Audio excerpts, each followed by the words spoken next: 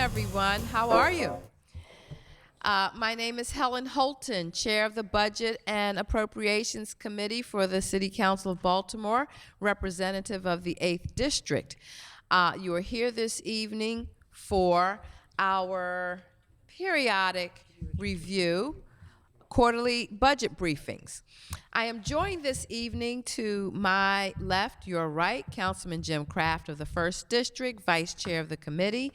Next to him is Councilwoman Sharon Middleton from the 6th District, member of the committee. Beside her is Councilman Robert Curran, 3rd District. Next to him is Councilman Brandon Scott, 2nd District, member of the committee. We have Councilman Eric Costello of the 11th District joining us. I'm not sure. Member of the committee? Yes, member of the committee. Next to my right, your left, is Ms. Marguerite Murray, staff to the committee. Ms. Kara Kunst from the President's office. Thank you. And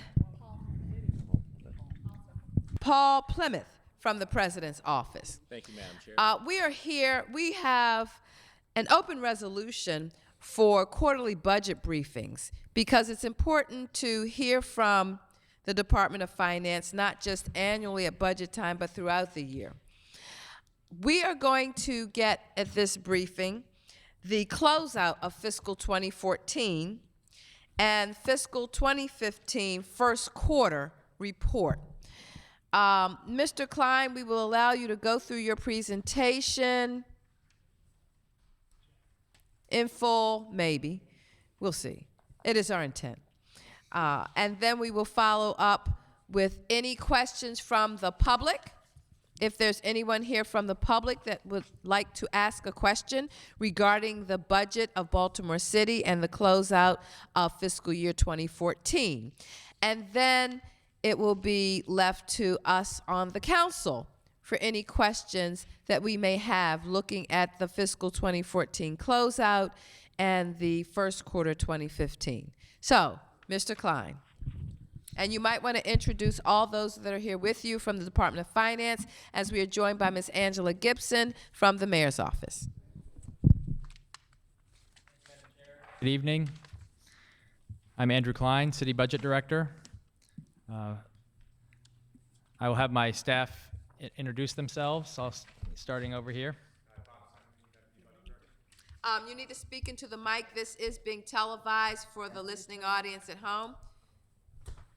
Grab that one. Hi, Bob Senemy, Deputy Budget Director. Nadine O'Lanaran, Senior Budget Analyst. We also have behind me Bill Voorhees, the Director of Revenue and Tax Analysis, and David Riker. He specializes in the property tax in our revenue division. Very good. Thank you. Thank you for the opportunity to discuss the closeout of fiscal 14 and our first quarter fiscal 15 budget projections. You can go ahead and advance to, we'll start with fiscal 14 closeout. Looking first at revenue. We closed fiscal 14 with an unaudited $60.2 million general fund surplus, and I stress, these numbers have not been fully audited as of yet. These are the actuals, but still considered estimated. That was 3.73% above budgeted revenue. I want to point out that 18 million of that was revenue from assigned fund balance, and I'll be talking more about that in the presentation. If we're looking only at current revenue, the surplus was 42 million, which is 2.6% of the budgeted revenue. We have an ambitious target of being within 2%. Industry standard says, be within 5% is strong. So we feel quite comfortable. We ended on the right side of that. Last thing we want to do is come up short. We had supplemental appropriations totaling 55 million, and I have a slide that lists those. So taking that into account, we closed with a $5.2 million general fund surplus, about 1/3%. If we go to the next slide, look at some of the key drivers. On the surplus side, property taxes were 3.4% above budget. When we put this 14 budget together in late 2012, early 2013, at that point there was still significant fluctuation in the market, and we were careful to be conservative in our estimates. Transfer and recordation taxes were strong. We saw a number of large transactions, apartment conversions, strong refinancing that's subject to recordation tax with the low interest rates. The parking management fund, we had strong parking-related revenue, lots revenue, parking tax, and meters. Those revenues were collectively about $4.5 million above budget. Another sign of the improving economy. We had debt service savings. We had budgeted with the assumption that the city would be financing the casino garage. In the end, Caesars financed that garage. We also had a prepayment of a pilot on the St. Paul garage when that was sold, and that was $3.9 million. Stop for 1 minute. And Sure. I'm sorry, I didn't want to do this, but I do need you to talk about that prepayment of pilot Sure. and the higher parking-related revenue, because I'm a little perplexed over the city's desire to sell our parking garages because the market is ripe, and yet I'm getting numbers of higher parking-related revenue and things of that nature. So it's creating a disconnect. Yeah, the higher revenues here are surface lots, parking tax, and meters. Not so much garage income being that much higher. The sale of the garages is based on an analysis that shows that the upfront payment we would receive plus property tax payments going forward would be a strongly positive net present value compared with holding on to the garages and continuing to operate them as we are today. And so maybe what we need to do is have another meeting where you can share that analysis with the council, Be happy with the to. budget committee, and how that recommendation was made, how you chose the party that performed the analysis, why you chose them, and we'd like to see what that means for the future revenue stream and why it was. I mean, net present values are okay, but to get a lump sum of money today doesn't necessarily speak to a long-term stream of revenue of what we had and the investment made to keep them up. Councilwoman Middleton? I was just going to add, I kind of had a flashback of the problem that happened in Chicago with some sales of city meters and so on, and you look today and it was definitely the wrong idea to do. So at least in that analysis, we definitely need some explanation on how that would not happen in the city. Yes, and if we proceed to go that route. And the sale we're proposing is very different from what Chicago did, and we would welcome the opportunity for a hearing of the bill we have submitted on the sale of the garages. Well, it's great that there's a bill, and we're not talking about that. We're talking about from a budgeting standpoint, so it will come out of the budget committee, a request to have an understanding of this analysis that says this is a better route for us to go. Okay, thank you. Councilman Pratt. Right. Again, I know we were going to wait, but since this one topic's on here, I had met a number of months ago with your folks about the sale of the garages in particular, and asked them a number of questions, and they were supposed to get back to me with a number of answers. I still don't have them. Okay, I will follow up on that. Mr. Klein. Oh, let me say that we've been joined by Councilwoman Spector from the 5th District. Okay.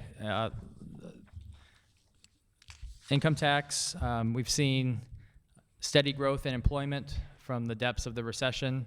We're not back to where we were in terms of jobs before the Great Recession, but we continue to see job growth as well as wage growth, and that explains why we've seen some improvement in the income tax over our estimates.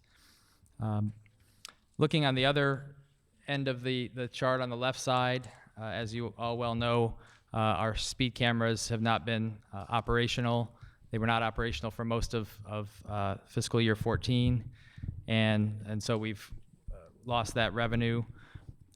The enterprise zone tax credit, we were owed 2 years of reimbursement payments by the state. We share the cost of the credit with the state. We budgeted for the revenue from both of those payments for fiscal 14. And as we had explained to this committee when we met last year, we had the intention of, since other revenues were coming in strong, that we would transfer one of those payments to the Budget Stabilization Reserve. That's what we did at year end, which is why this shows a revenue deficit. So we did get the payment. Yes, we received both payments. And solid waste surcharge, that was a one-time revenue related to a settlement with Bresco over the payment of the solid waste surcharge. They have now resumed paying that on a regular basis, but they owed us retroactive payments. Next slide. So I mentioned we had $55 million in supplementals that were approved by the City Council for fiscal 2014. Before you go there, Yeah. back on the revenue page. Sure. So we still do not have a speed and red light camera program up and running. Is there one projected into the next fiscal year budget? So we're waiting for the completion of the council investigation. I understand that. Then we'll issue an RFP that will take a number of months. So in our projections for fiscal 16, we're not projecting much in the way of camera revenue. When you say you're not projecting much, are you projecting some? We are projecting just a couple million, which would assume a late in the fiscal year operation of a limited number of cameras. Councilman Kraft. Right. I think that based upon the interviews that we have scheduled to finish out the year, Yep. the release of the IG's report at the end of last week, and the preliminary drafts of the RFP that was presented to us back in the end of September, beginning of October, the corrections are not corrections, but recommended changes that were made by the IG, a number of changes that will be forthcoming, and we don't even know what all they're as a result of these investigations. Right. Probably sometime, hopefully before the end of the first quarter of next year, then I think we will get them out so that we would have them and be able to have a program by summer, hopefully. But based on everything we've seen so far, I think it would be fair to say it would be a smaller program, Yes. implemented on a phased-in basis, Right. to address the concerns that were raised everywhere. Yeah. Is that fair? Yes, that's very fair. Okay. And we're being conservative, of course. So a we couple think, million but is given still the being history of the conservative. program, we have to be. So your couple million is still pretty conservative? Yes. You believe? I mean, that would be a late fiscal year. Right, I get late start. in the fiscal year, and Yeah. I know that the concerns over where they would be placed versus state law and things of that nature would certainly impact Right. a less robust program than what we had Yes. previously. Oh, yes. And when I say late fiscal year, I'm talking about fiscal year 16. Yes. Right, Yeah. right. Yes. So supplementals, I know you're familiar with these. The largest were for the reconstruction of 26th Street, snow removal, and also the resolution of the financial issues with the city schools. Okay, next slide. So the expenditure side for fiscal 14, after accounting for the supplementals, which covered large deficits in DOT in particular, we ended with a, again, unaudited $6.7 million general fund surplus. That was just under 0.5% variance from the budget. And I've highlighted agencies that had some of the larger surpluses, largely due to savings from vacant positions. We also, our debt service costs were lower than anticipated, and that has to do with the timing of debt issuance, as well as the fact that we do budget some unallocated debt service in the event we need it, and we did not use that in fiscal 14.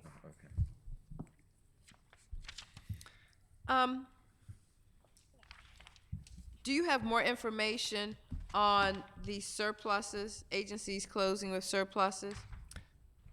Yes, we could provide. Would you like a Yes. full list? Absolutely, Yeah. a full list of what comprises those surpluses. I'd Okay. like to say that we've been joined by Councilman Branch from the 13th District. Okay, yeah, and we could give you a report that breaks the surpluses down by personnel, non-personnel, equipment. Because the 1.9 Contractual, for et cetera. fire is largely equipment. Well, it's personnel. What's happening with fire is, I think under the new contract, we're bringing down the size of the firefighter force through attrition with their new schedule. Attrition. And so the attrition's been slower than we anticipated. So we had built in some severance payments in the budget and did not spend all of that money. So that's a significant part of that surplus. Councilman Scott?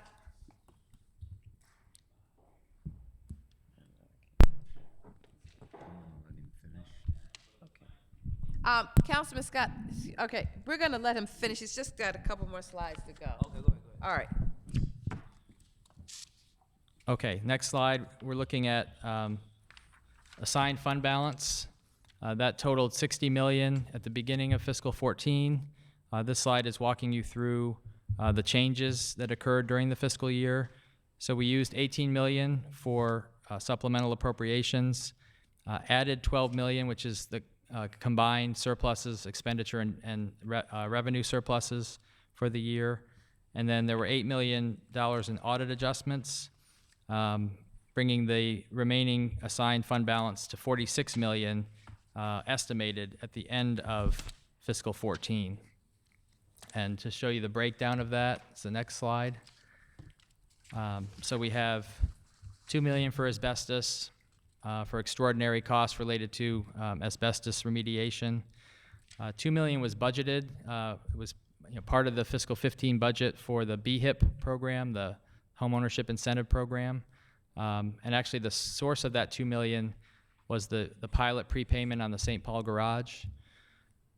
We have $7 million for labor negotiations. We are still in negotiations with AFSCME, and AFSCME and CUB have Me Too clauses. So, however AFSCME is resolved, that also will apply to CUB. So we're setting money aside so that we aren't caught short in this fiscal year. The grants and risk management. I think this committee is aware that the city has a deficit in its grant funds. That's been a focus of our auditors, and they have told us to set aside approximately $7 million to begin to cure the grant deficit. Speed cameras, we set aside funding for speed cameras beginning last fiscal year.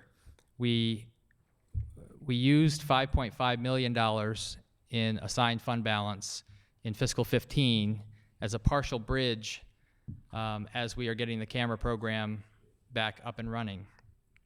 That left $8 million. We may use a portion of that to extend the bridge if necessary in fiscal 16. May also use a portion of that for the purchase of the new cameras that will be required. And then the last item is the fire and police pension litigation. If we do not prevail, that's ongoing. If we don't prevail, we would owe a retroactive payment to the pensioners for what they would have received if the reforms had not been put in place on the variable benefit. That cost right now would actually be $30 million. That's what I thought. So why Yeah. do you only have 20 million here? It's all we have after assigning fund balance to these other items. We had 20 million that we could set aside for that purpose. So when we go back, please explain to us about the $8 million in write-offs. Okay. Yeah, we can come back to that. Okay. Moving into our first quarter projections for fiscal 2015. So I just want to preface this with a couple of points. The first being that these are projections based on data through September.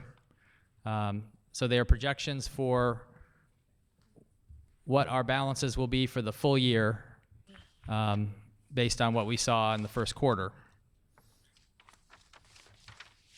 So we have a projected effective deficit of 14.8 million, and let me explain what I mean by that.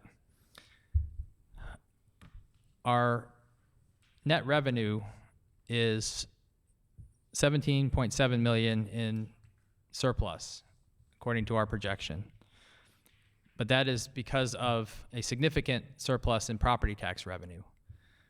The charter does not allow the use of property tax surplus for supplemental appropriations, which means that since we have a $14.8 million expenditure deficit, we can't go to the property tax surplus to cure it.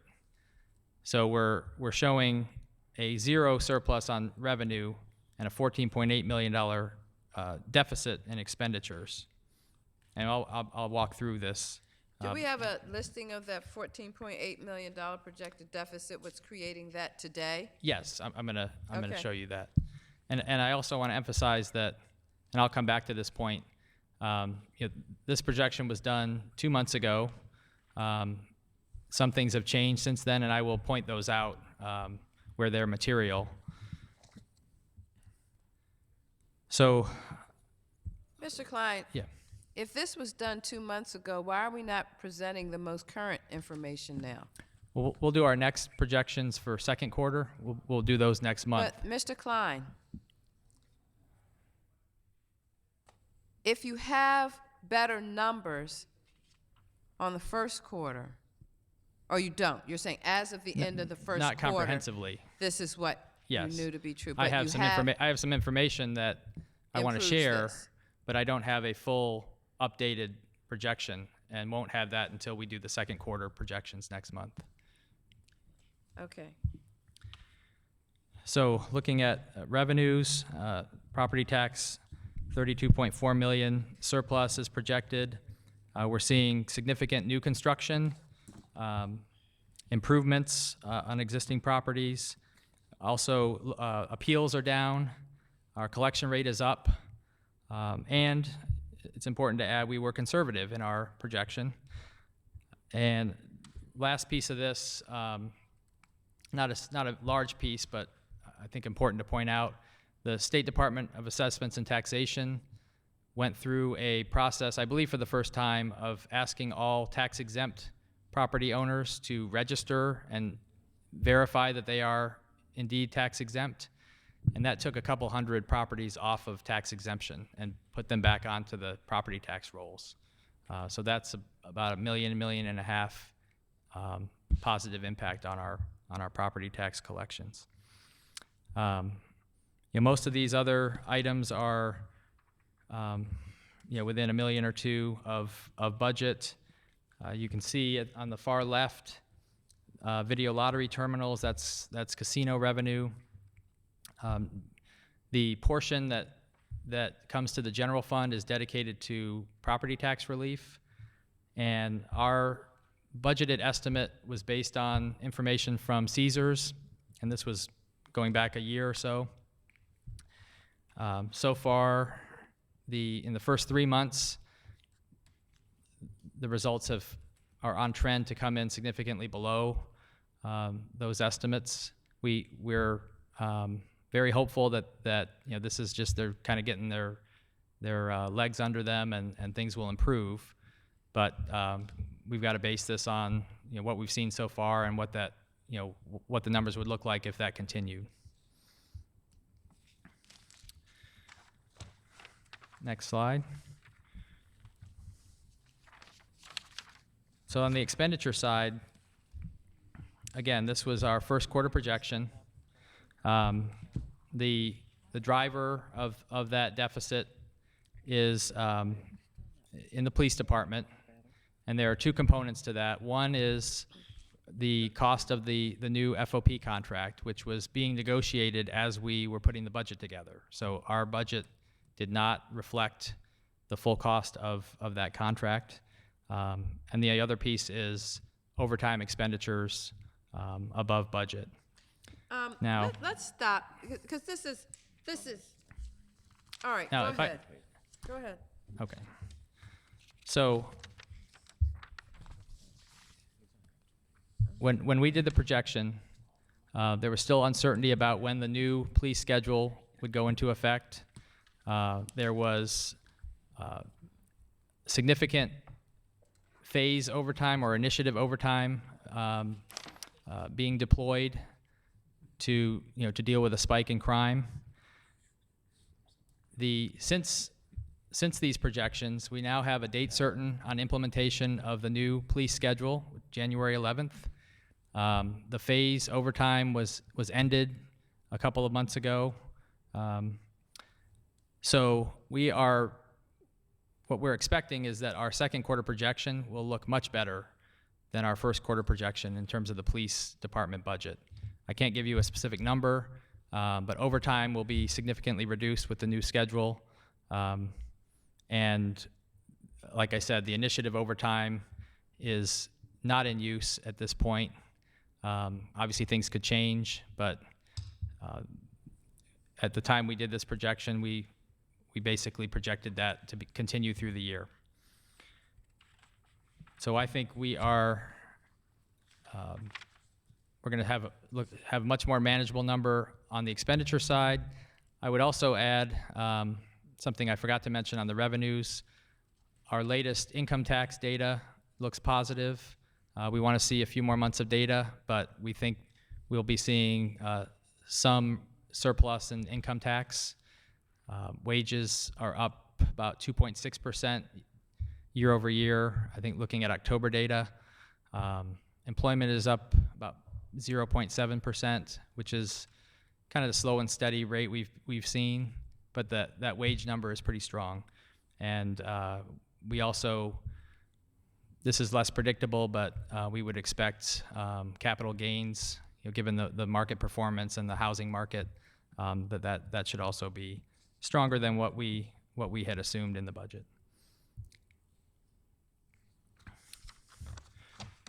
Next slide. So we keep our fiscal risks slide updated for you. We've talked about some of these items, the fire and police litigation, red light cameras. We have the body camera program being studied right now. Don't know the cost of that or the timing of that implementation. The Wynn income tax case is at the Supreme Court. This involves the state being sued over the treatment of income earned out of state. We have an exposure of about 3 million retroactive payments and would lose about $1 million a year going forward if the state loses that case. We should know in the spring what the decision is of the Supreme Court. Teacher pension costs, I think we've talked about this. The state law specifies through fiscal 16 what our costs are and what the city schools costs are. After 2016, the cost is based on the actuarial valuation, and any increase is the responsibility of the city schools, but I expect that there will be further discussion about that in Annapolis, if not this coming session, the following session. So those are just a few highlights on the fiscal risks, and that concludes my presentation, and I'm happy to answer any questions. If we could go to page 13, Yes. and I'd really like a detailed request of the projected overtime spending of 38 million versus a budget of 22 million due to pay increases, target crime reduction initiatives, and unforeseen events. So if we could get a detailed Sure. analysis of that. Yes. And what will we do for the rest of the fiscal year, given these pay increases that were being negotiated at the time of the budget? Are Right. you just going to be projecting overages for the rest of the year? We will have a deficit in the police department. I think it will be much lower than what you see here because of the implementation of the new schedule, which will happen in January. That will significantly reduce overtime spending. That's going to be the key factor.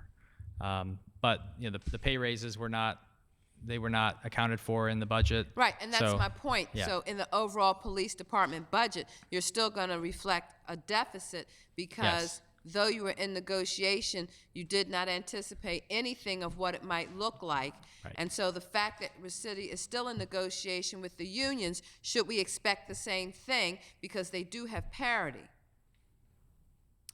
Well, Should they at least get a contract before the end of the fiscal I year? mean, we're still negotiating with AFSCME. That's Right. the last Okay, well, not union. Cub, They just don't have AFSCME. parity with police, but they have parity with Cub. Okay, but Cubs finished negotiating? Yes. Yes. But anything in the AFSCME contract that is different, pay increases, et cetera, would affect the Cub contract as well. Now, but in terms of pension improvements, wasn't there something that AFSCME and Cub had in light of what may be done with F&P? No. Okay. No. Councilman Scott. Actually, ma'am, you just asked my question. Councilman Costello.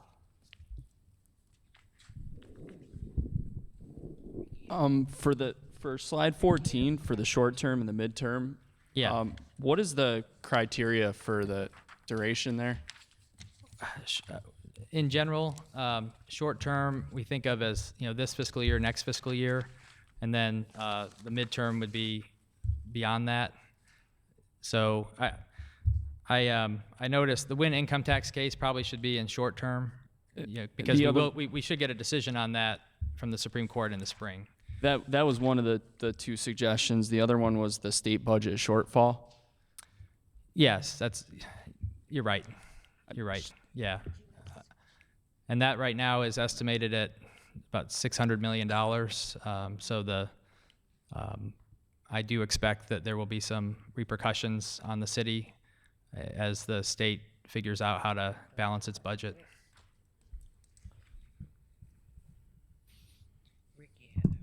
Councilwoman Spector. Thanks, Madam Chair. Andy, on the fiscal risk, Yeah. the Wynn income tax, I didn't think that we had such a big potential as 3.8. I thought it was mostly Montgomery County. I don't know why. What is the status of that? So it's at the Supreme Court.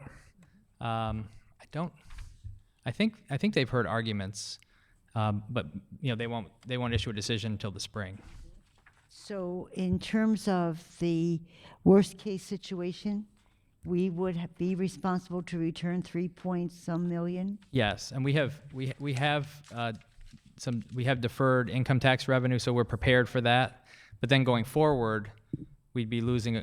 We estimate about $1 million a year. Oh, we'll be gone. Yeah. So, because we wouldn't be able to tax them for that out of state. Yes, right. Do you have, is the Supreme Court definitely going to make a decision on that? I assume. I mean, they heard the arguments. I think they've got to make a decision. I mean, I guess they. They heard it. Yes. And when will you let us know when you get that, so we'll have an idea? Yes. Thank you. Can you imagine? Very good. Almost $4 million for Montgomery County. Councilman Like Kraft? 60 million. So just so You know, I 3 million is like understand 60 million. with the police, let me start there. So when the police begin the new deployment schedules, right? Yes. Because the new deployment is going to allow them to schedule officers during the busier times, Yes. the evening hours and all, then, and more officers during that time and fewer during the less non-peak. busy times. That's right. Then the projection is that that will reduce the amount of overtime spending. Yes. Okay. Yes.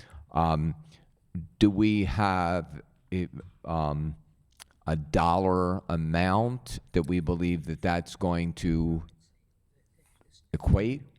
So on a full year basis, Right.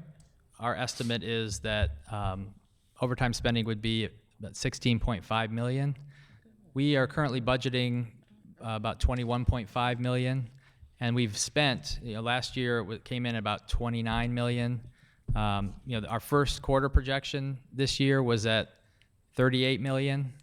So significant reduction from not only the budgeted amount, but especially the amounts that actually have been You spent. moved too fast. Yep, yeah. Oh, You moved too fast Sorry. for me. Okay. Okay.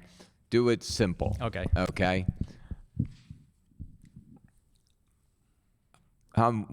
We got 3/4 of the year left, or let's do the half of the year. Right. Okay, because we're going to have the deployment in effect for the second half. Yeah. Right, of 15.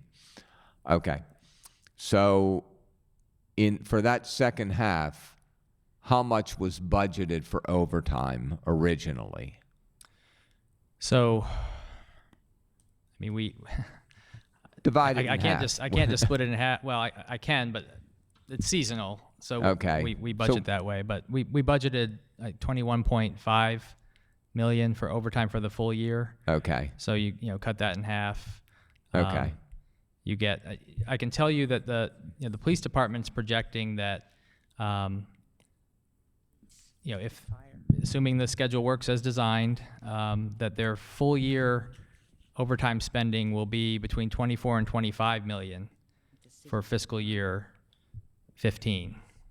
So that will reduce the budgeted by a third, or Well, it will still be over the budgeted amount, but it will be well below what The we're projecting projected right amount. here. Yes, by by about $13 million. about a third, 38.25.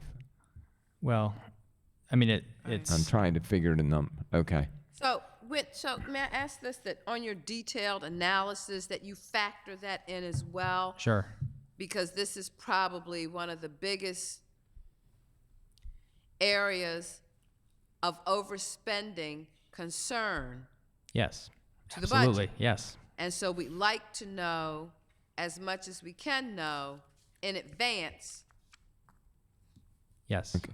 My next question again goes to the police department, and I guess when does the Cub contract go into effect? The Cub contract is in effect. The new contract? Yes. Okay. And when will the new AFSCME contract go into effect? I don't know. We're still in Okay. negotiations. Was the new Cub contract taken into account when the budget was done? Yes. Okay. But the new AFSCME contract, if that is brought in online during this budgetary cycle, it is not taken into account? Well, I mean, it depends on where it ends up. Okay. Yeah. Well, if it were similar to the police department, and they're not going to get the type of raise police did, Right. but they're going to get, if they get a raise. An additional decent raise. bump, Yeah. then So, we have set, as you saw, we've assigned some fund balance for that possibility, right. and then for 16 we would have to accommodate that in the budget plan. My question is, and I know this is going to sound like a really stupid question, but we entered into a contract with the police department to pay them money, which God knows they earn, but also we didn't have. Right? So how do we make an agreement to pay them money that we don't have in our budget? I mean, we were hoping that we were going to get more money than we thought, or we were hoping that we weren't going to spend as much money somewhere else, or we were going to raid the rainy day fund, or... I mean, it was a negotiation, and this fiscal year is a transition because those negotiations were going on as we were completing the budget. Now our challenge is to figure out how to absorb that into the budget going forward. But we agreed to spend the money not knowing the money was going to be there, whether the money would be there or not. If the economy continues to grow and we continue to do this, but if the economy stabilized or, whatever, then we've made a deal and we don't have any money to pay for it. I mean, we knew it would be a challenge to pay for it, but we also thought it was important to have more boots on the ground at peak times, and that was the crux of the deal. I'm not debating, the merits of having more police officers. I mean, I'd like to have more park rangers in the summertime. And an extra park ranger only costs about $40,000. But I can't get $40,000 for an extra park ranger because it's not in the budget. But we just budgeted millions of dollars that we don't have to add these police officers, and we're going to find a way to get the money, right? I'm not saying that we shouldn't have a contract, but we should have a way to pay for it. And, maybe it would have been better to have the contract begin at the beginning of a fiscal year so that it could have been taken into account rather than in the middle of the fiscal year when we got to try to find the money for it, because at the end of the day, something's got to go if something doesn't grow. Right? Yes. Mr. Klein, I asked you earlier, I wanted to go back and talk about the $8 million in write-offs against fund balance and what that represented. Yes. Most of that is related to unreimbursed special event work by the police department. Say that again? It's unreimbursed special event overtime, other services provided by the police department, also some other departments. So they charge that work. They set up a receivable for those payments, and when we don't receive them, that becomes money that at some point has to be written off. Right. So what do we have in place to collect those receivables? Well, in a lot of cases, we make the decision to provide services at lower cost than what we're incurring. So let's get a list of those receivables that we're writing off. Sure.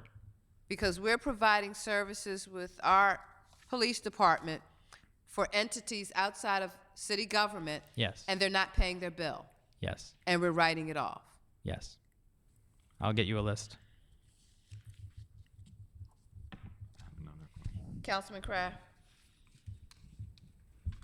How much is the study for the police body cameras cost? How much does it cost? I don't have a figure on that. I can get back to you. Well, that wasn't in the current budget, right? That's something we added. That was not in the budget. No. That was not in the budget. It was not in the budget, No. right? Okay. I mean, is it 100,000? Is it? Do you know? I don't have a figure for Oh, you. Mr. Klein, you always know those numbers. I will follow. I'll follow up with you, Come on. Councilman. The reason I pose that question is, and this is why, because there is a commission on the state level, Delegate Rosenberg's studying speed cameras. And we have a group studying speed cameras.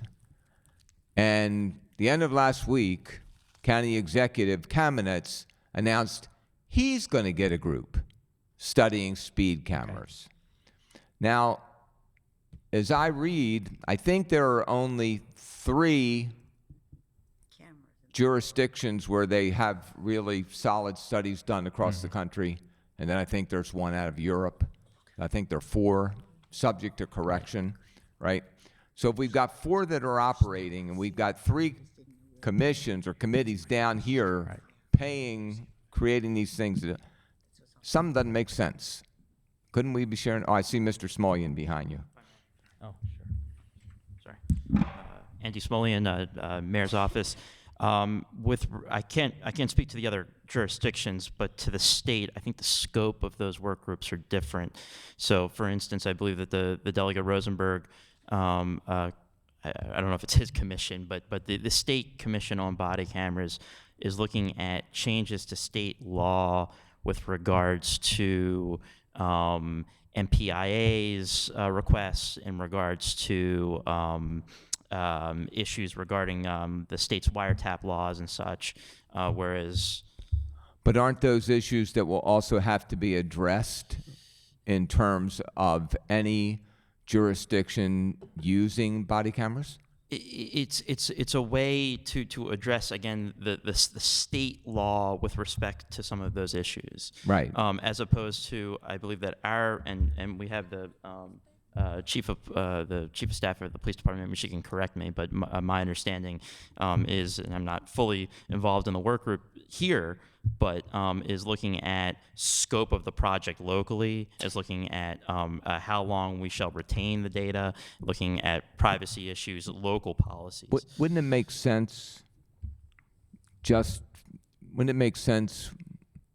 that if the state wiretap law, privacy laws really do cover everyone, right? Wiretap law covers the whole state. Sure. Right? And whether that consent provision is going to kick in, and given our proximity to Baltimore County, wouldn't it make sense that we'd be all at the table talking at the same time and maybe sharing the cost of all of this? And I'm not even sure what the cost is, but I mean, I'd be happy to look into that. As far as the Baltimore County one, you know that came subsequently to... Right. Yeah. Right. Maybe they could reach out. Something to share from the police department. And just really quickly, 2 cents on that.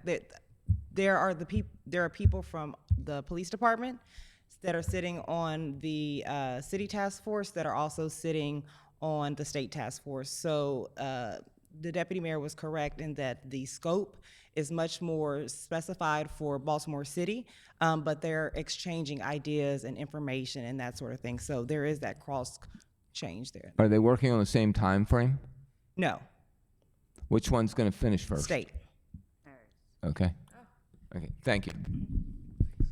Mr. Klein, back to the write-offs for a moment. Okay. Who makes the decision how long we pursue collection of monies due for services our police department are offering before it's written off? The Bureau of Accounting. And what's the average time frame before determining that it should be written off?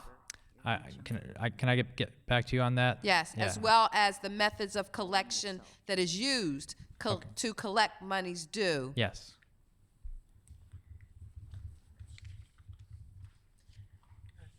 We'll take. Wait. Question. I just have one question with the back to the police.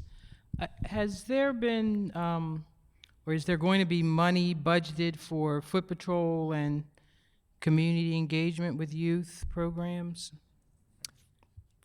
within like now?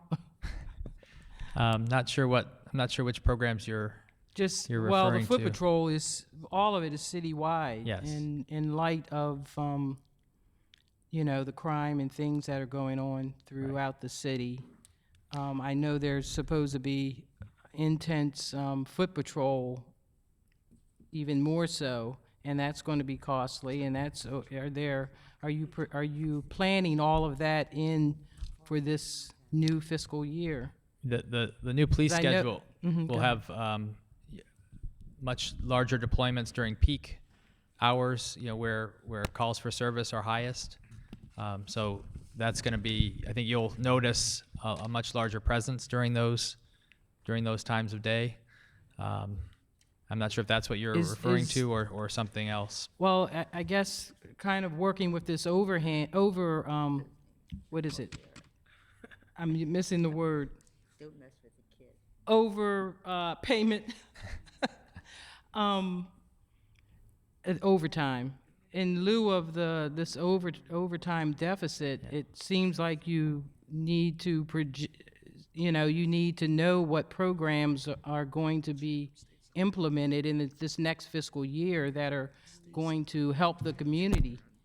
And in light of things that are going on, not just in Baltimore, but around the country, you have the task force for the body cameras. We we started some foot patrol. We're going to need more engagement. We have to put our thinking caps on and brainstorm things of, building police trust. This whole, police are, it's a problem going on right now in the communities. So in your long-range planning, you have to think about these things because it's going to, again, create a deficit if you don't think about it ahead of time. I mean, these are like emergency type things that long-range plannings that's going to have to take place at least within the next, from now until, at least the next 3 or 4 years. I mean, it's an emergency situation, and since we already have this overtime issue, we don't want to continue if we know what's ahead of us. Yes, and we are, we're in now our fiscal 2016 planning process, and I imagine we'll have some discussions about that during the process. Okay, we're going to take questions from citizens who have signed up. Okay.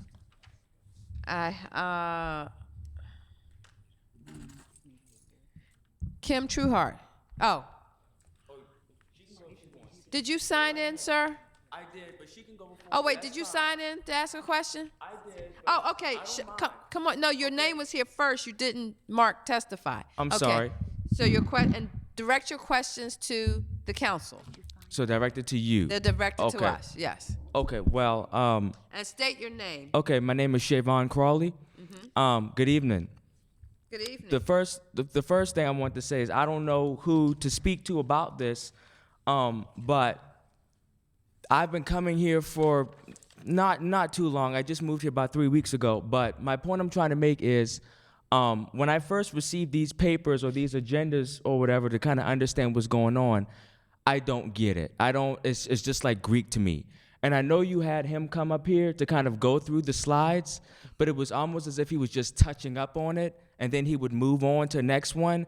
And I know you aren't used to having children here, or excuse me, teenagers here to kind of sit in on these, but you can expect me to come for a while. And I want to know what's going on when I come to these meetings. I catch the bus here, and I don't want to catch the bus here just to hear a bunch of hieroglyphics or Greek, because that's what it sounds like to me. So I don't know if you have to print me off a separate agenda in English that I can get it, because I just do not understand this. Well, Mr. Crawley, I am elated to have you here because you have an interest in understanding how government works. And what you have before you on that hearing agenda, if you hold it up. Okay, that is the budget update. Okay. Our fiscal year runs from July 1 to June 30. So this is a update of the complete fiscal year from July 1, 2013 through June 30th, 2014. Okay. And what he is giving is an overview of the highlights of what actually occurred against the budget. So I don't know if you know, so it's kind of like government accounting. Oh, great, thank you. And Okay.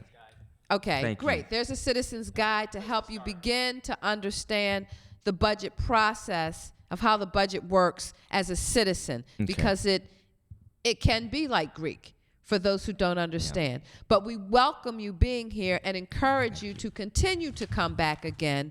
And where do you live? Do you know what district you live in? I do not. What is your address? I live on Fairview Avenue, so I'm kind of towards East Point, kind of, but not quite.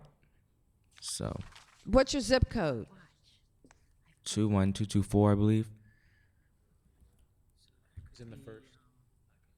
I believe it's Councilman Kraft. I Oh, believe. Councilman Kraft. Yeah, Okay. I believe. He's right here. So what I would suggest is stay till the end of the hearing, and he Okay. certainly will be. And if you have a smartphone, you can probably go to baltimorecity.gov and put in your address, and it will tell you who your council district representative is. Great. And if Okay. it is Councilman Kraft, I encourage you to stay till after the hearing and get to meet him. And he's vice chair of the budget committee, and we'd love for you to have a better Good, understanding. because that'll help. I Okay. also have one more, and Okay. I'll get out your way. Oh, you're not in the way. What part did the city council play in the Baltimore casino? Because as far as I'm hearing, that the city made $10 million below the projected sales revenue. You were expecting, I believe, 32 to 35 million, and only received $22.8 million. And so apparently this casino was supposed to bring in jobs. That was one of the things, that was one of the benefits that this casino was supposed to have. But at the same time, if there's not enough employment, you can't really expect people to come to the casino to spend money as far as keeping this casino going. So, and lastly, I do want to piggyback on what you were saying as far as the community, as far as involving the police in the community. As you know, through all of this that I didn't understand, it did catch my eye as far as the overtime. I remember you mentioned that the police officers haven't been overtime in 2 months. Directed here, yeah. I'm sorry, in 2 months. Do police officers get paid for overtime for managing protests? Because if so, then that means that what he was saying was incorrect, because we just recently had protests a week ago, or even sooner or later, somewhere in between there. So are they being paid to monitor protests? Police are being paid to serve the citizens of Baltimore, and if they are called in to monitor for the safety of all citizens, yes, they are paid. They may be on regular shift or redeployed from other places that they may be working so that it's not overtime, or they may be called in for additional support, at which point they are probably being paid overtime. Okay, thank you. You're so welcome. Kim Trueheart.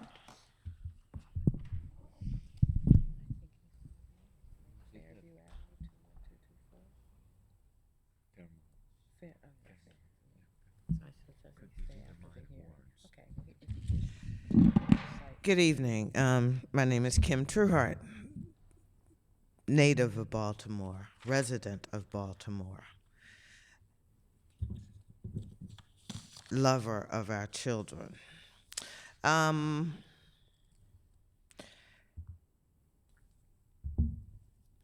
The budget for fiscal year 16 is being formulated now.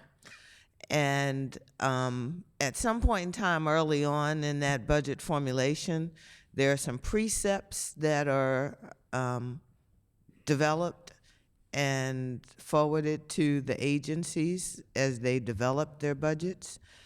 And I haven't noticed them yet for 2016, if they're out there or not. But to piggyback on what Councilwoman Middleton was talking about, we have this whole transition in our police department to what they're calling community policing.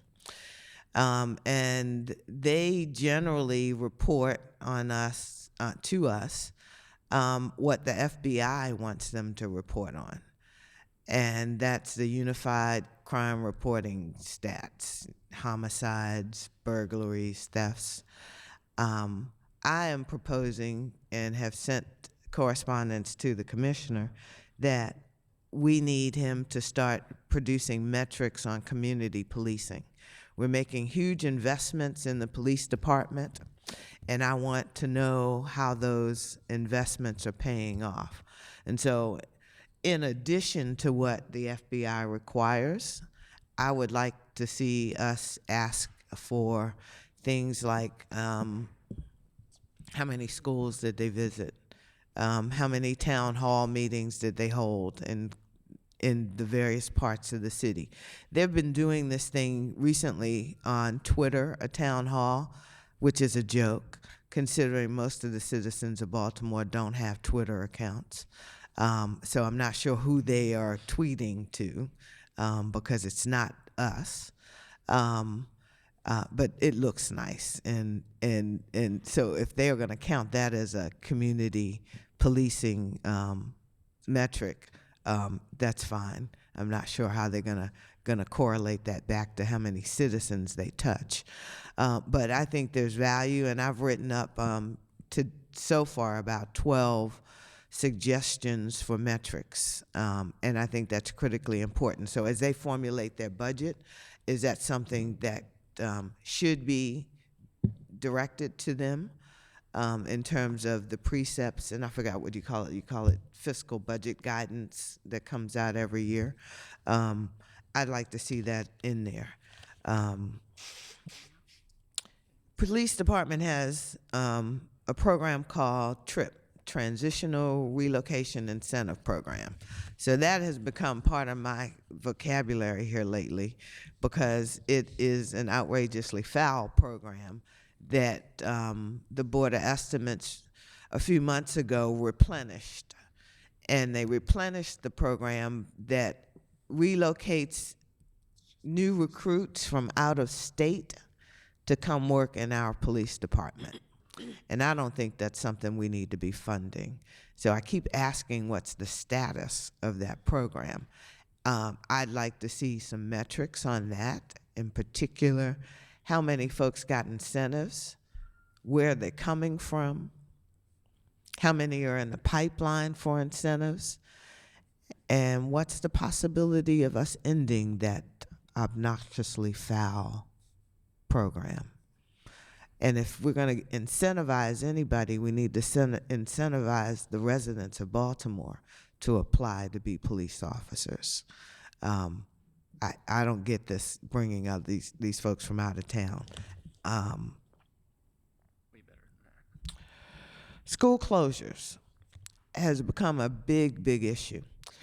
And again, those precepts, those budget guidelines that come from the mayor to the various agencies who receive funding from Baltimore City ought to be told in those guidelines, in those precepts, what our expectations are when they get money from us.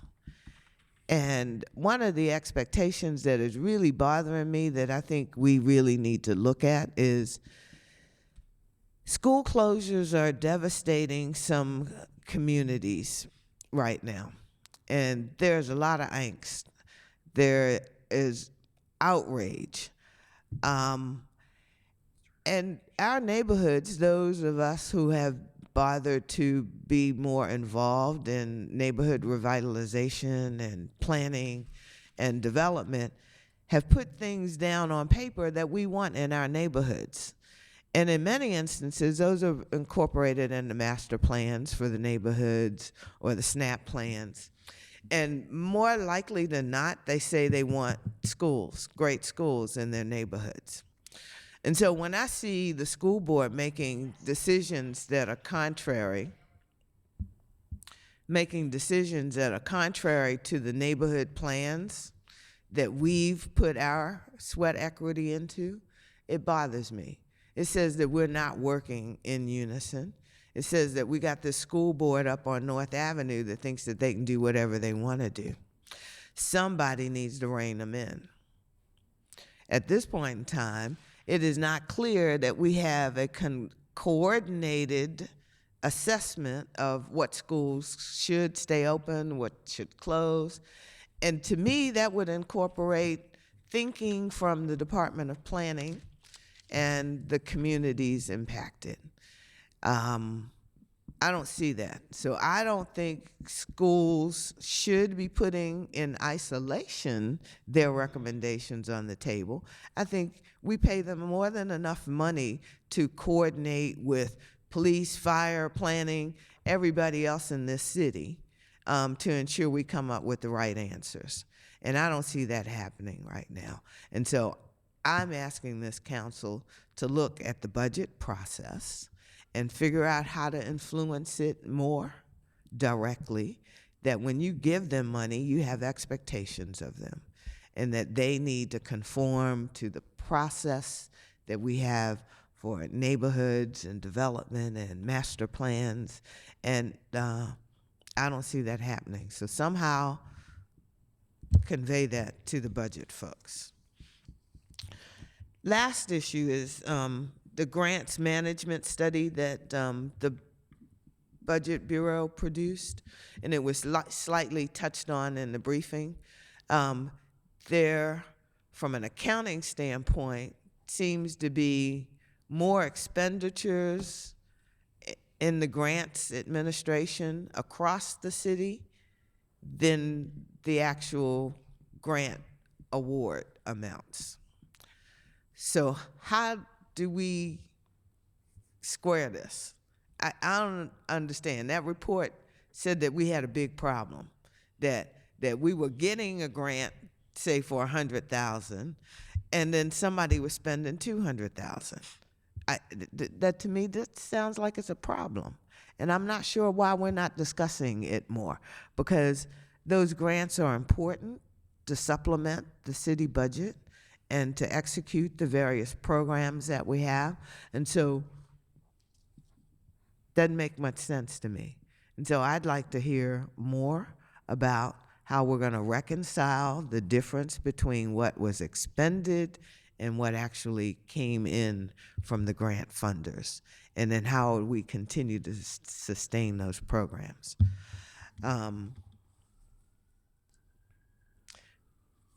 That wasn't the last item. The last item I want to talk about is, are we going to have a solid waste fund?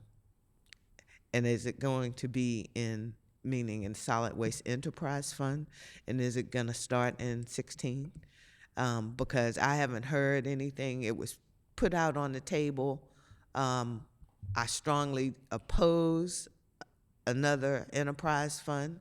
You're taking my tax dollars and then you charge fees on top of it, which is ridiculous. So somebody needs to tell us if you're going to start gouging us now to pick up our trash. Because I know it's coming. I feel it. I smell it somewhere. Thank you. Kim, there's one thing I can say about the grants. And going back to when we had the COPS grant, and it was so wonderful, and we in the city said, oh yes, we want that grant money to hire police. And the requirement was you get the grant funding for like 2 or 3 years, but then you had to take over and continue to pay those funds. So a lot of grants that we receive, even some grants that we let, have a matching fund requirement. So where you see that dollars have been spent equal to or more than the grant award is because of the requirement of the grant. And I appreciate that. And that's not what I'm talking about. And that's not what Mr. Klein was talking about in his study that he did either.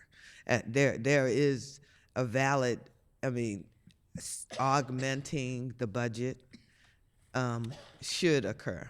So you put a budget in for a grant, it can't be in isolation, because hopefully you're going to use the existing resources and augment that, or use that to supplement what you have. So I appreciate that completely. I think this is a very different issue than that.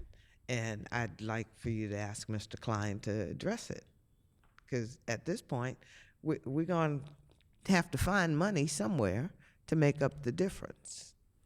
Yes, we are, and that is one of the things about the grants management and the risk management recommendation regarding grants. Well, he that made some is- very good recommendations in his study about hiring grant administrators and things of that sort, and beefing And they've up also the told us oversight. that some of the funding that has been accumulated together is because we've also been told, well, we don't do that, so we're farming that piece out and giving a pot of money and say, you provide the grants to community. So there's a lot around grants that Yeah, and our ability to understand who is requesting grants, because there's money coming into the city that y'all don't know about.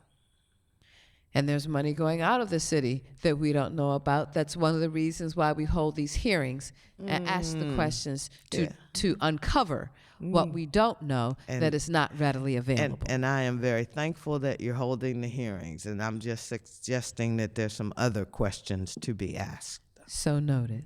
Thank you. Thank you. Councilman Kraft. Okay.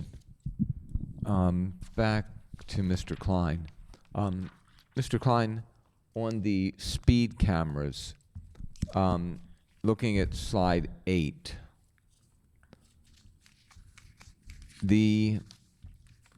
okay, so the breakout of the assigned fund balance. Yes. Okay, so there's $8 million, and you said that there was 5.5 that had been used to bridge in fiscal year 15? Yes. Yes. So, and what was that 5.5 used for? So it's brought into revenue. It's just it's a source of revenue to partially substitute for the speed camera revenue we would have had if the Okay. program was still ongoing. And the reason we did that was we do still expect that the program will come back online. But not in fiscal year 15. But not in fiscal year 15. Right. Right. So this 5.5 plus an additional 8 million. Yeah. So we had set aside 13.5. We've used 5.5 in this fiscal year. So we have 8. We could use some of that in next fiscal year if we think it's going to take. So that 5.5 accounts for the entire. I thought there was, and I can't remember now. What was the total amount that was budgeted to come in from the cameras for fiscal year 15? For 15, 0. 0. No, for 14. No. Oh, for 14? No, Hold on. I'm sorry. No, this is 15. This is the first quarter of 15. Yeah. We Yeah. budgeted no revenue from speed cameras for 15. Okay. But we did budget this 5.5 from fund balance to make up for a portion For 14. of revenue Okay. from, yes. And the 8 million that's there for speed cameras, Yes. that was anticipated, or what is that now in 15 for? So that's in fund balance, so it's not in the 15 budget. Right. So it's available. So if we don't expect the speed cameras to be online, say, well into fiscal 16, we may want to bring a portion of that 8 million into revenue for our fiscal 16 budget as extending the bridge, in other words, until we can get the cameras back online. But that 8 million is just, that 8 million right now is 8 million in the fund balance. Yes. And it's unassigned right now. Well, it's assigned for that purpose. It's assigned purpose for of that speed purpose, cameras. but Yeah. but right now, there is no speed camera program. That's right. Okay. Yeah, I And mean, and that there's- 8 million and there's- didn't come from speed camera revenue. It was other No, I revenues understand that, were but assigned. you're earmarking it for speed Yes, cameras. that's Right. right. So let me say this. So if the new when the new RFP is issued, and if whoever the operator comes in says, these cameras, the cameras that you got from Xerox that were sort of, whatever, you can't use them. Yes. Right? And the cameras that Breckford bought for the speed cameras, you can't use them. Yes. Then you might have this $8 million available right then to invest to buy Yes. new cameras straight out of the box. Yes, that's Okay. correct. All right. Okay. Thank you on that one. Thank Sure. you. Councilman Costello. Yes, Ms. Trueheart, where's that report from that you mentioned? What's the source of that? Mr. Yeah, Klein. it's my office. I can get you a copy. It is online. Okay. Budget.baltimorecity.gov under management research. Okay. What's the name of that report? Grants management Has study. the words grants management in it. I don't know. I can find Don't remember that. the Okay. full name. Yeah. Thank you. Sure. And if you just send a link to Yeah. the committee, Yes, we'll happy to. send it to everyone Okay. to go right to the report. I do want to go to the grants risk management, and I believe you said this is a deficit cure on recommendation of risk management for grant revenue Yeah. that we may not continue to receive. So this is we have an existing grants deficit that's built up over many years, and our accountants are going through the process of determining what, if any, of that deficit we may still be able to recover. They've determined so far that there's at least 6.6 million of it that we cannot recover and will need to write off. So that's what this amount here is for. So our auditors will be looking for us to write that off. And, obviously we want to get a clean audit opinion, so we plan to do that. But that's what that amount is for. That's not the entire grant deficit. This is going to be an ongoing issue for a while.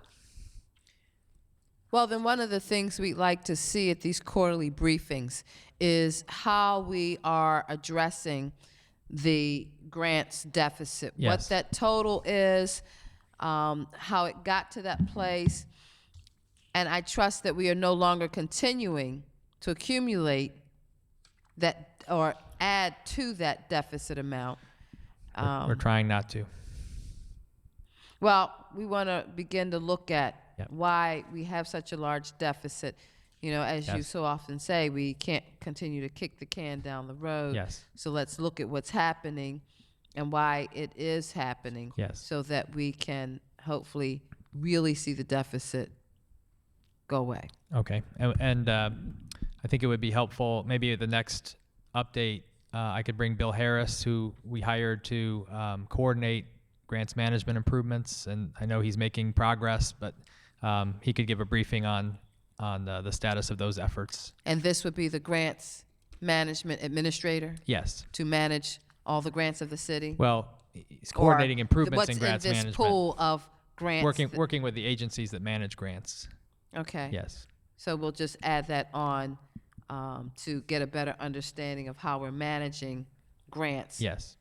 Agency to agency. Right. Councilman Kraft? Mr. Klein, page 11, slide 11, right?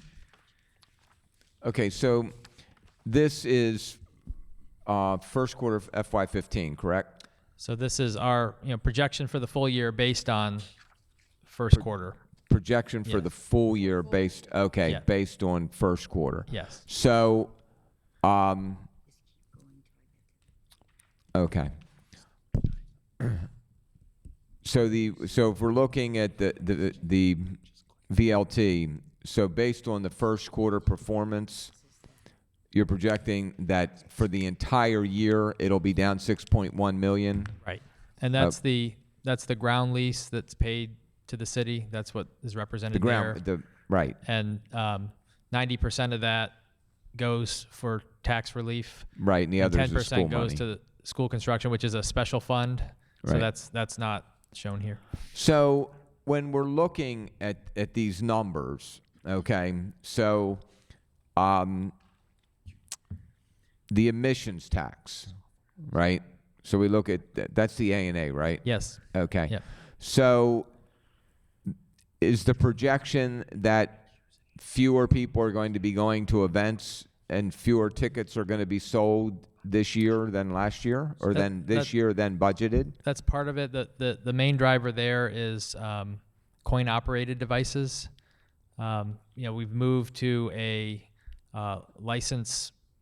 These are my corner bar guys, right? Yeah. Okay. Yeah. Okay. Yeah, and that's All right. dropped off faster than we expected. Because they're all going to the horseshoe. That is, I think that's a factor. Yes. Okay. The billboard tax. Yeah. So that is in litigation. Clear Channel has sued the city over the tax. They're like 90+% of the revenue. So they're withholding payment until that lawsuit is settled. And we don't know that it will be settled during this fiscal year, so we don't want to count on the revenue. So all that revenue we went after. Oh, I think we'll win. So It may take some time. So Clear Channel, they refused to pay the tax, and you sued them, or No, they sued you? They sued us, saying it's sued an us. unconstitutional tax. Okay. All right. Did we know that? Yeah. Stanley Fine. I knew they were. You know. Okay. Okay. Right. The charges for Central City Services. Yes. What is that? This is the overhead payment from the utilities to the general fund for, accounting, HR, the Central City Services, as they're Right. called. And it's based on the operating expenses of the utility.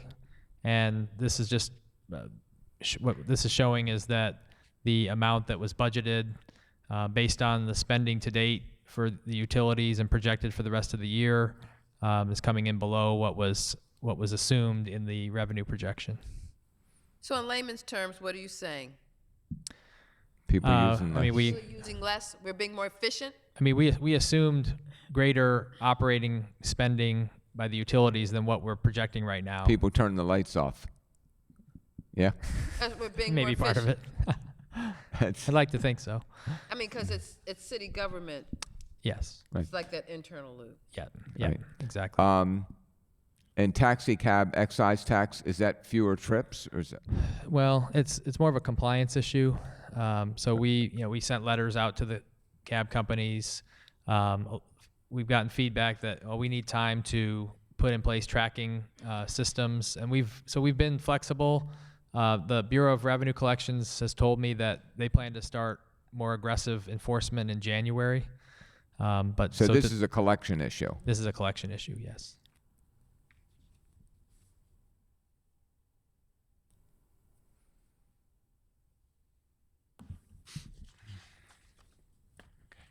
Right. I'm going to comment on something that Ms. Trueheart said.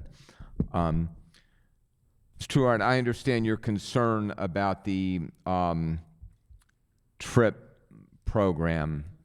I can say from my own district, and from nothing else, just from my own district, with regard to two areas, police and school teachers.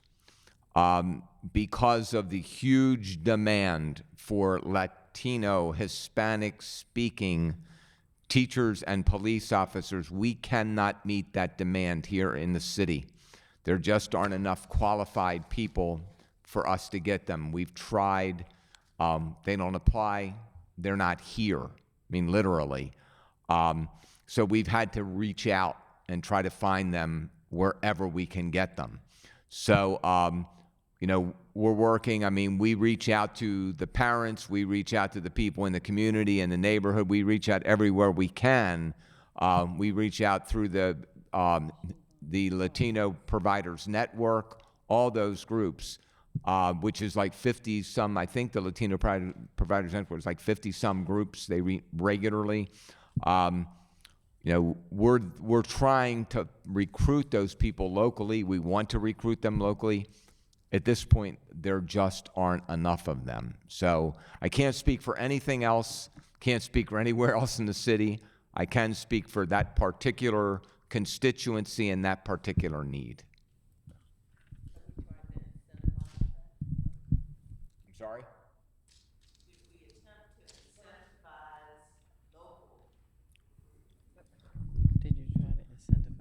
Oh, did you say incentivize local recruitment first? Yes. Did we attempt to incentivize local recruitment before we decided to go outside the state? I don't know the answer to that question. I'll try to find it out for you. I just want to address a couple things. And I do think metrics of community policing is, since you've been so generous in giving us all kinds of metrics, Mr. Klein, on a lot of other things, that I think this is one that would add value to understanding the connection between our community policing program and if we're really meeting, how we're meeting that need. And Ms. Trueheart, I just want to share with you, I was surprised when I found out this statistic this summer through the Minority Media Telecommunications Council, that the #1 ethnic group of using Twitter are African Americans.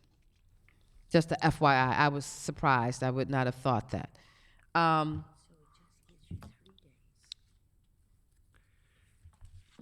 And if you, Mr. Klein, is Ms. Martin still here from the police department? Okay. Do we incentivize citizens to become law enforcement officers in Baltimore City? And that's a question for the police department to answer. So I can get an answer if you would get an answer for that. And if we don't, why don't we, if we have this trip in place and we set aside funding for recruitment, because there may be citizens in Baltimore that, I don't know, it's just a question. Do we incentivize local residents or even in the region to consider law enforcement in Baltimore City? Councilman Kraft? Right. This is an issue that I probably have talked about for 5 or 6 years. As you know, ad nauseum with you, with the police commissioner, with the previous police commissioner, with the president of the union. And everybody, virtually everybody, agrees on this, and it like never goes anywhere. And that is things such as take-home cars. You know, if you live in the city, you get your own take-home car if you're a police officer. Adds another car in the neighborhood. An officer who has his or her own vehicle takes care of that vehicle. All you have to do is look at the state police, see their vehicles. I mean, you know, you could eat off the roof of a state police car any given day of the week.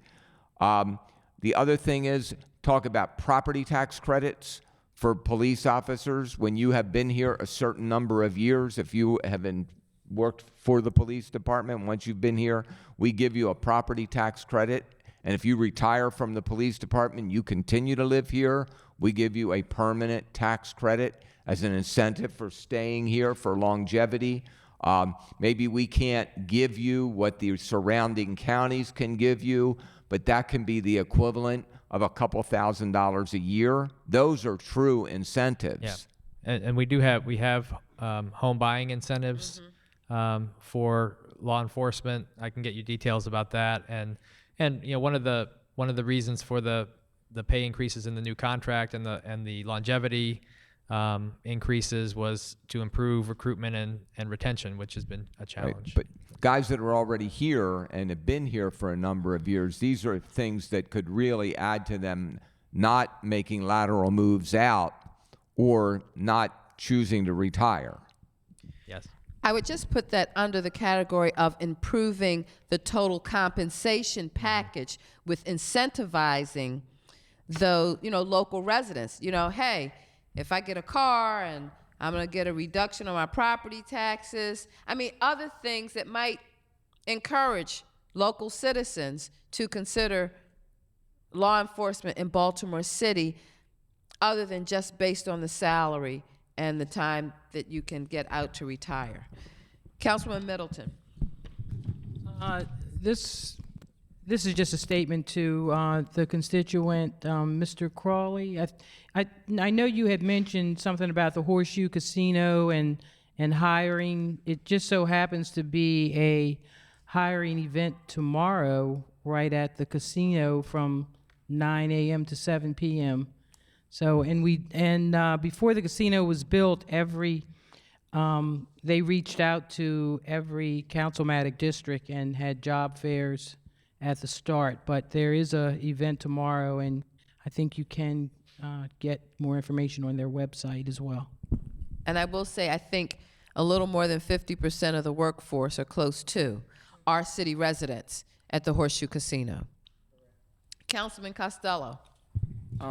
Addressing Ms. Trueheart's comment, it's not necessarily an incentivization, but it's analogous to a feeder program in youth sports, if you're familiar with youth sports. But the Explorers program, there's a post run out of each of the 9 districts.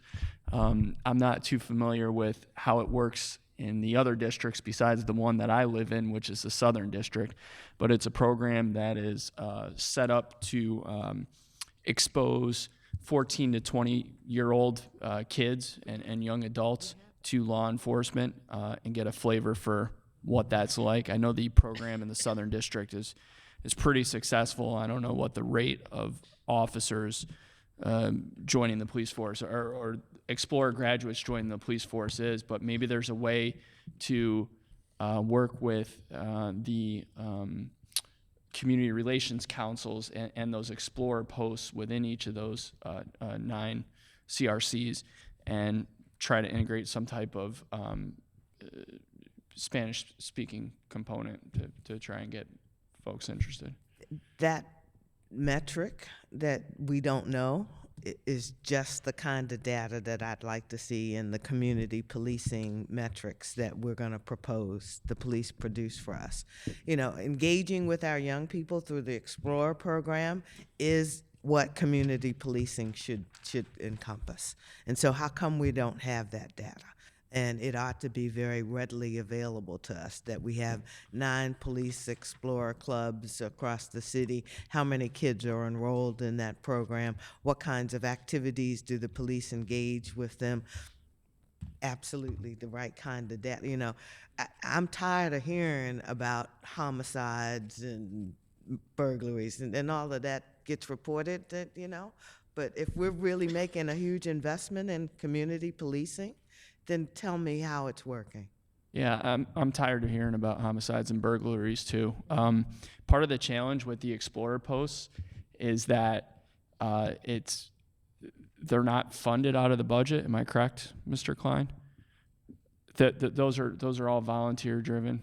Do you know if there's any funding in the police budget for that?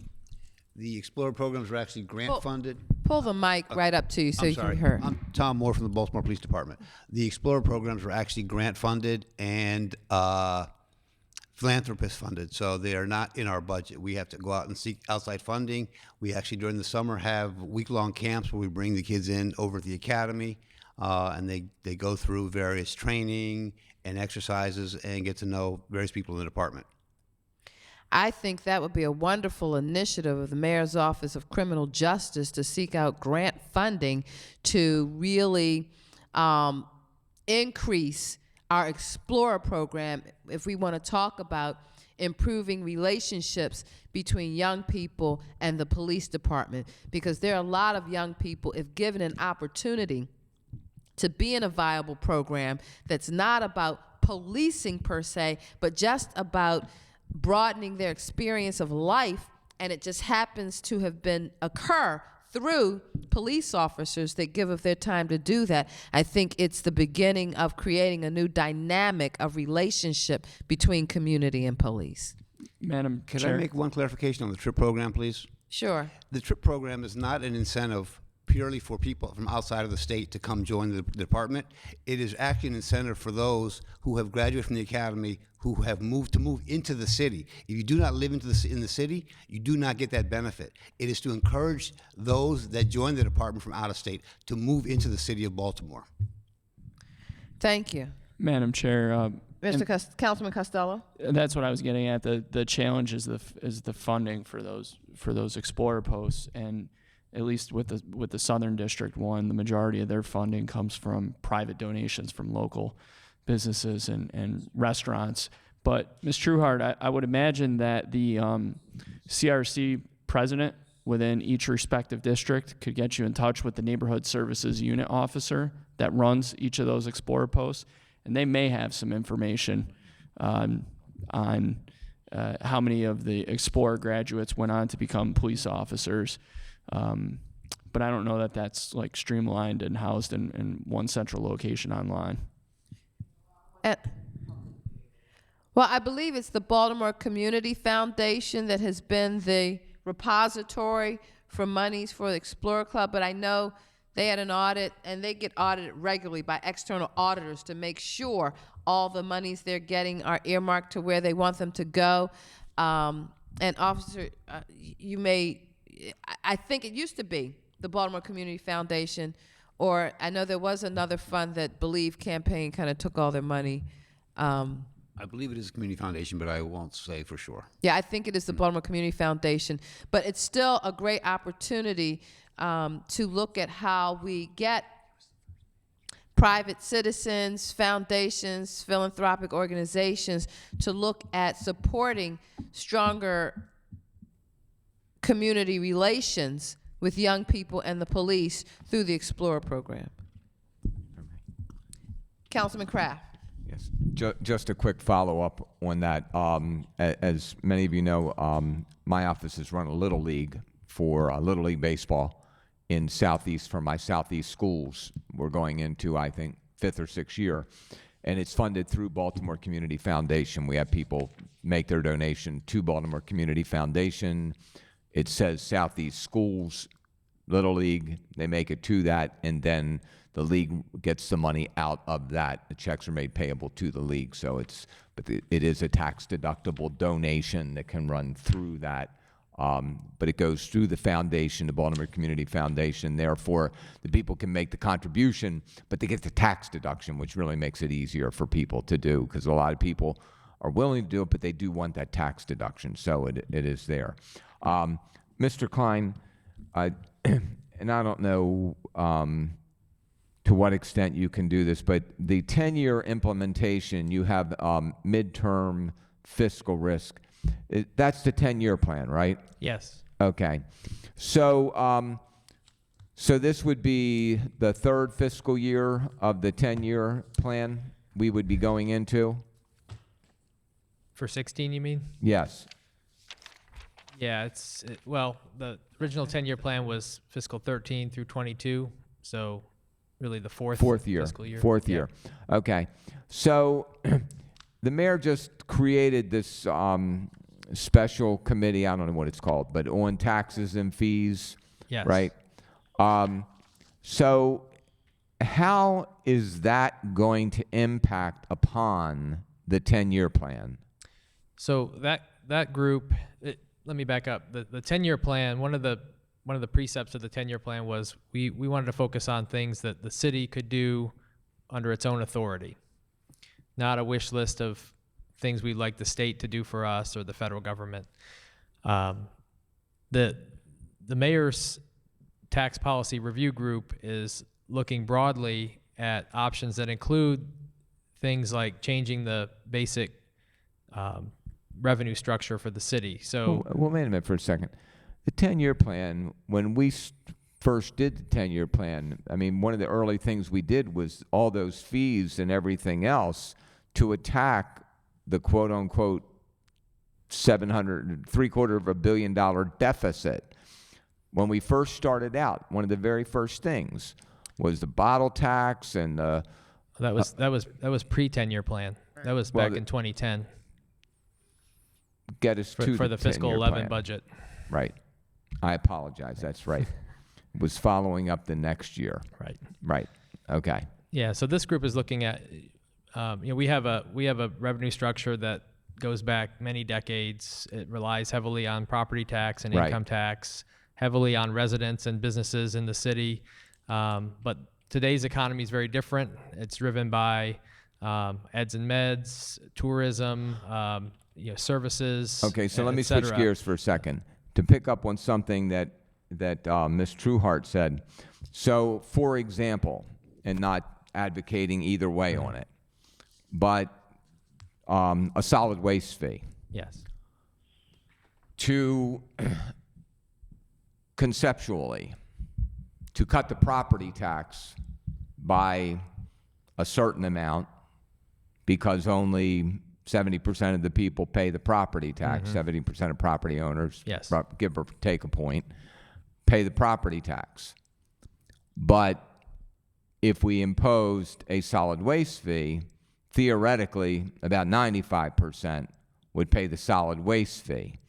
So instead of spreading that cost of whatever that would be, $100 million, $300 million, or whatever that number would be, instead of spreading that over the 70%, we would refund them the property tax, and then we would spread the solid waste fee over the 95, therefore giving a net cut to the people who are paying the property tax, having the other group of people pick up. So the nonprofits that are right now not paying property tax and getting all the services for free would then would pay by paying the solid waste fee. Is that the concept? Yeah, one of the models we are looking at is there would be really two parts to the fee. There would be a base fee that everyone would pay, and that would be for your, graffiti removal, street and alley cleaning, et cetera, street sweeping.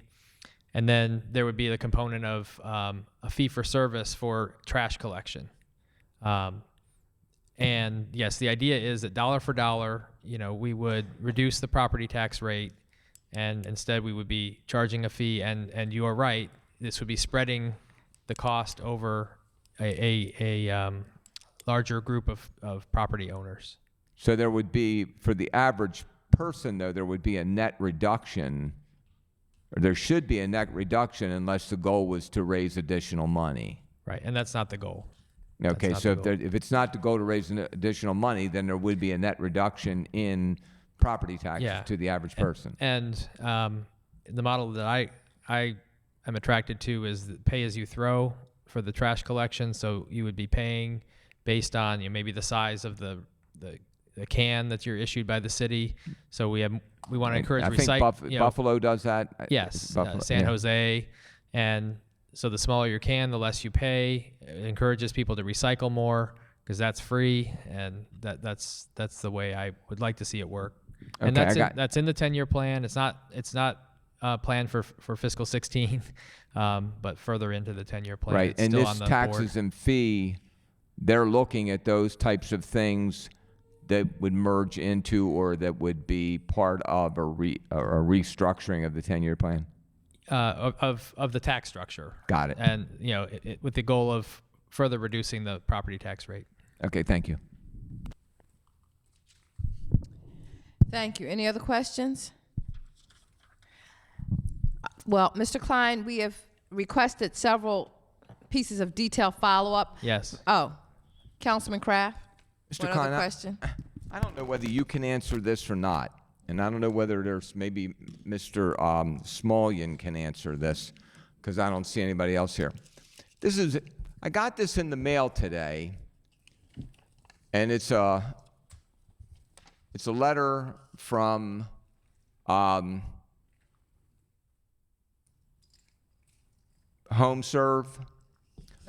about. You missed the hearing. Yeah, I know. I wasn't at the hearing, but I understand they are, quote unquote, authorized by the city of Baltimore to send out this thing to sell you insurance for your water thing. My question is this. They're authorized by us, but this letter goes out on an envelope with the seal of the city of Baltimore, and their statement has the seal of the city of Baltimore on it.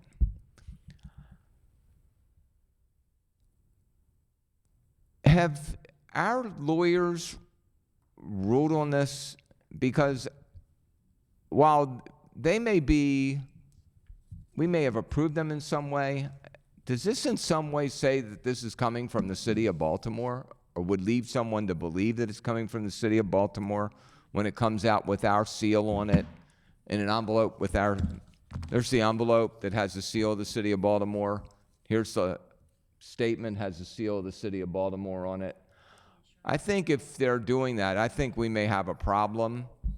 I understand it's one thing to authorize them. I think it's another thing for them to be sending out with the city seal on it. I can't answer that, but I can certainly follow up. I think we ought to have somebody follow up on it. I think we ought to have the law department take a look at it. Okay. Okay, Mr. Klein, Mr. Smullian, I think we could have some exposure there that we don't want to have. Thank you. Councilman Spector. Thanks, Madam Chair. To follow up on my colleague, I had several calls today, and the people were a little confused. And I said they didn't even understand, honestly, whether the city putting new water pipes or new infrastructure was on their dime. So I made it very clear that what the city was doing was meeting a consent decree, and that it was in infrastructure that really needed to be repaired, and the city was responsible for that. But if in doing that, inside your own property, a damage was sustained, it would give you insurance coverage, as you do on your homeowners. And if you didn't, it's your choice. Maybe you best call who you have your homeowner's insurance with, find out what they charge, find out if you want it, and whichever one works better for your pocketbook, or if you opt not to. People who don't have any lender on their homes or their property don't even have to have insurance, fire insurance or household insurance, property insurance. Lenders require it, so it's your choice. But I think that people understood it. I had elderly people call me, and they just wanted to confirm what they thought the communication was. And so I spent time with them, and certainly didn't want to, if people are misreading it, I misread my telephone bill and my Comcast bill every single month. I can't figure out what they're doing half the time. I'm paying in advance, I never know. But when people read it, I think they clearly understand that this is not a bill from the city. I think when you get something and it's got a city seal on it, and it's got, particularly if you're an elderly person, or you're a person that, I think you see the city seal in a city envelope, I think you're led to believe it's something from the city, and it's something you gotta do. Yeah. I understood it was from the city, and I said the city was making a recommendation because they arranged to get a fair market price or something, but you check it out. The first notice, I mean, this was what was a bit odd during the hearing, and this didn't really come up, but the first notice clearly said that this is an optional thing that you can get. And, I don't know, personally, I take exception to the fact that people can't read through aren't reading the entire letter. So if you don't read the entire letter, you're not going to know what's in it. And it's, Most people don't. then shame on them. So I have a Anyway. constituent who and I'm really grateful that the administration and DPW went forward with this program. I have a constituent who just paid $3,800 out of pocket and chose not to get that insurance. They live 3 houses from me. Their next door neighbor emailed me this morning and said I need to sign up for it. So. Thank you, Madam Chair. Thank you. Any other questions? There being none other, this will conclude this budget hearing of our fiscal affairs, but not close out this resolution. Thank you, and I wish all a good evening. Thank you, Madam Chair. Bye-bye.